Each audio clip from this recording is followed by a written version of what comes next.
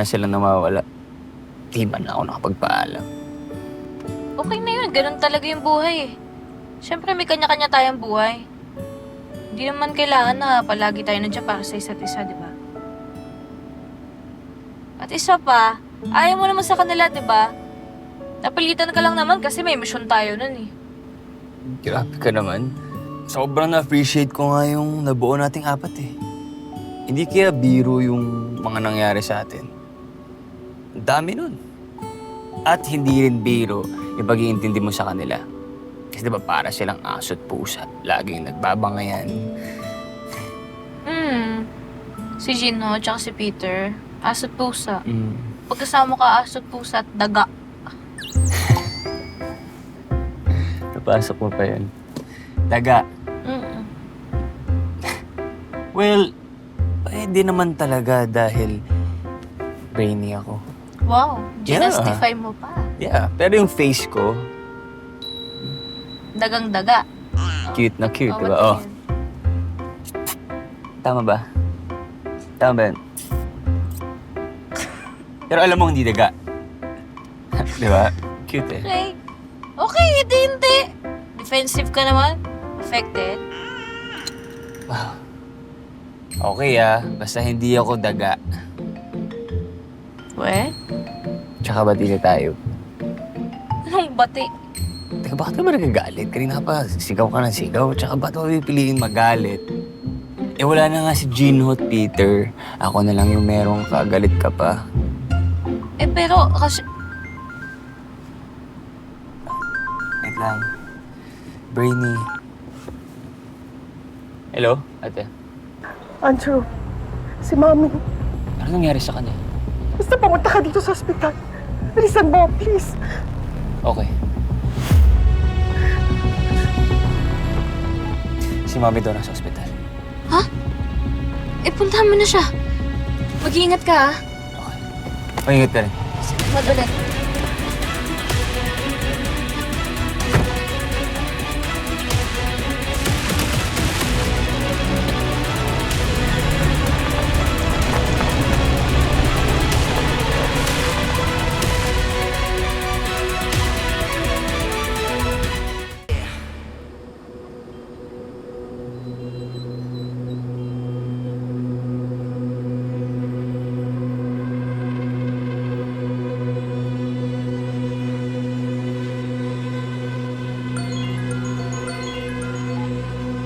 Oh, Cruz.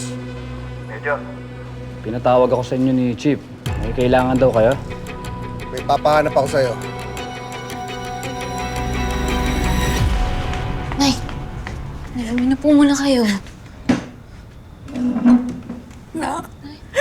Nakasalanan ko to eh. Kasalanan ko to. Sabi ko kay Ma'am Rebecca kasi sandali lang ako. Pero ang dami ko pang ginawa. Pumunta pa ako sa kusina. Ang dami ko pang inayos. Dapat sinabi ko, chinek ko muna siya bago ko gawin lahat yun. Wala pong kasalanan.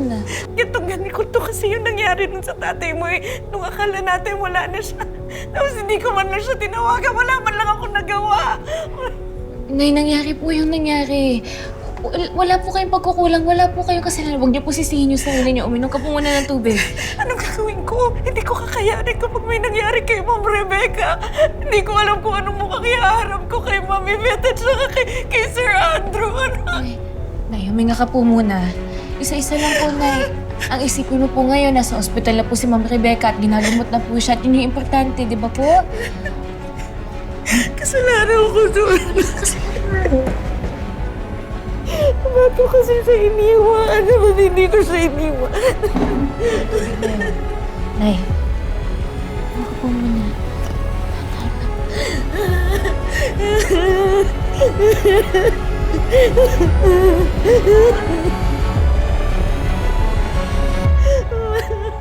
Chinek ko talaga ng ilang beses. Walang Lee Jin-ho sa database. Wala sa Police National Records. Kahit Interpol Notice at Foreign Liaison Records, wala. Zero hit, sir. Dalawa lang ibig sabihin yan. Illegal yung operation yan. O off the books. Black Ops? Kahit yun, may footprint eh. May handler.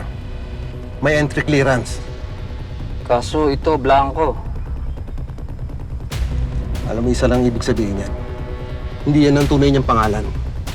At hindi siya Korean police. Eh, sino tong Koreanong to? Hindi ko alam. At bakit siya nandito? At hinahabol niya ang sindikato?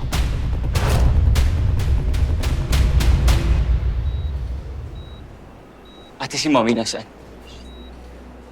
Inaasikaso lang siya ng medical team. Saan? Natagpuan siya ni Clarissa na walang malay at bumubula ang bibig sa kwarto niya.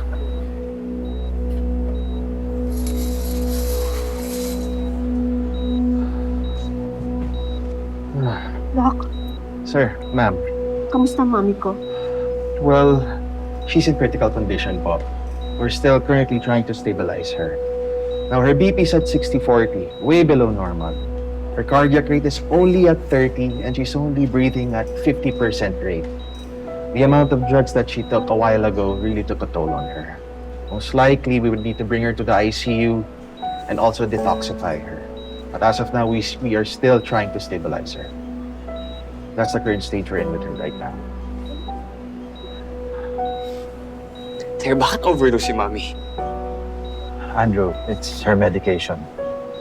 And given the quantity, it looks intentional. Buwiin mo yan, Kuya. Hindi kaya gawin yun ni Mommy. Andrew, stop, please. Doc?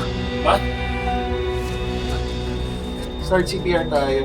Nurse pa, Epi. Intubate pa tayo, okay?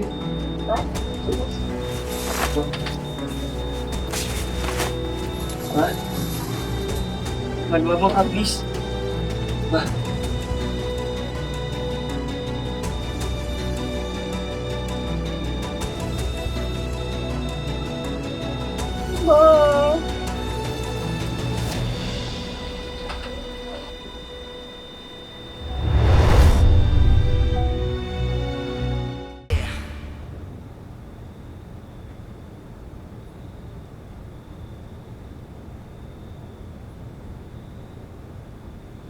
Kasalanan ko to. Sabi ko kay Ma'am Rebecca kasi sandali lang ako. Pero ang dami ko pang ginawa. Pumunta pa ako sa kusina. Ang dami ko pang inayos.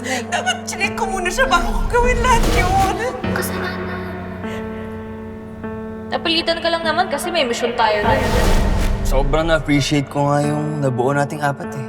Hindi kaya biro yung mga nangyari sa atin. Si Gino at si Peter, aso't pusa. Pagkasama ka aso't pusa at daga. Pwede naman talaga dahil brainy ako.